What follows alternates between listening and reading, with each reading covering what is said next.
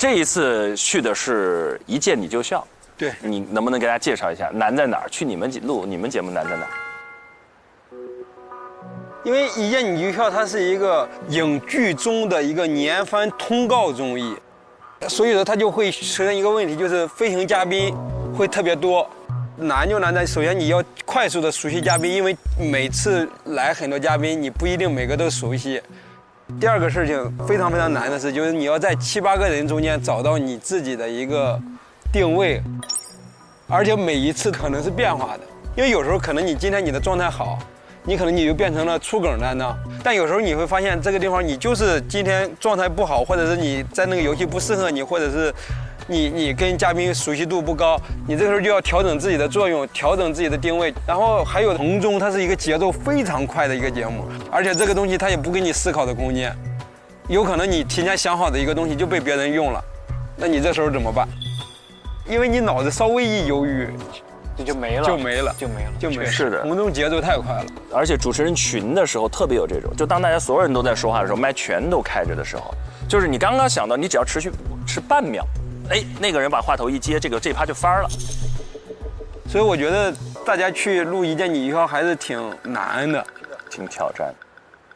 子琪去现场录过，你当时录制感受怎么样？是跟志胜说的吗？难，有挑战。我作为嘉宾去的就比他压力要小很多，但是我觉得对于实习生去做主持这一块还是有一个蛮有挑战的一个工作的。就好比我作为嘉宾去录制，我感受因为有认识的圣子在，然后呢，我会更加的放松和去融入那个环境，包括做游戏一样。如果说他和嘉宾不熟，大家只是在一个照面去录制一个游戏综艺，那可能嘉宾就很难去完全的投入进去。可能我们虽然在玩，但是玩的不够那么放松。你像，那你和朋友玩和陌生人玩肯定是两种状态，特别是嘉宾又是这么多几位经验丰富的前辈，我觉得他们压力是不小的，压力非常非常大。综艺讨论的挺微妙的，因为首先 Offer 本身是一个综艺节目，我们就在综艺节目里讨论综艺节目，很有趣。综艺节目当中的综艺感是什么？我这个我真想过这个事儿，我觉得就是你沉浸的能力。沉浸的能力。因为当你沉浸到90%以上的时候，可能就有综艺感了。因为综艺它其实就是搭建一个场景，你在这里边，你要相信在这里边所做的一切都是真实的，都是应该你拼尽全力去做的。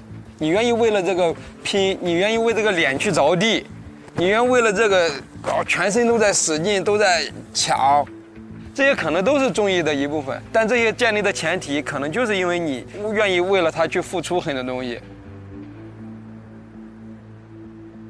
你听说过一个说法没有？江湖上的说法，南薛北张，南薛之谦，北大张伟，北大张伟，西杨迪，东智胜。这个就勉强了，不勉强，不勉强，这个就勉强了，山东嘛。我合的跟迪哥。怎么？你觉得他不配跟你在一个？不是，就怎么说呢？以前，乔峰跟慕容也是并排到一起，但慕容被乔峰给打得死死的。所以你可以把杨迪就是打的，我是被迪哥打得死死的。迪哥是我的师傅吧，算，因为我看了很多迪哥的综艺。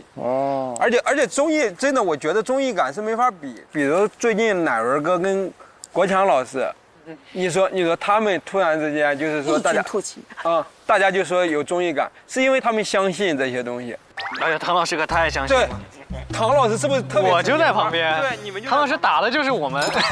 打的就是对。唐老师跟我们玩抢枕头，最后刘海都耷拉下来了。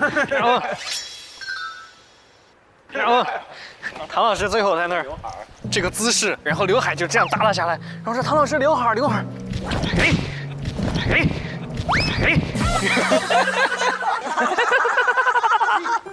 哎，我觉得反差其实综艺里挺重要的一个东西。你就想啊，唐国强老师，你本来会认为说德高望重老艺术家，对吧？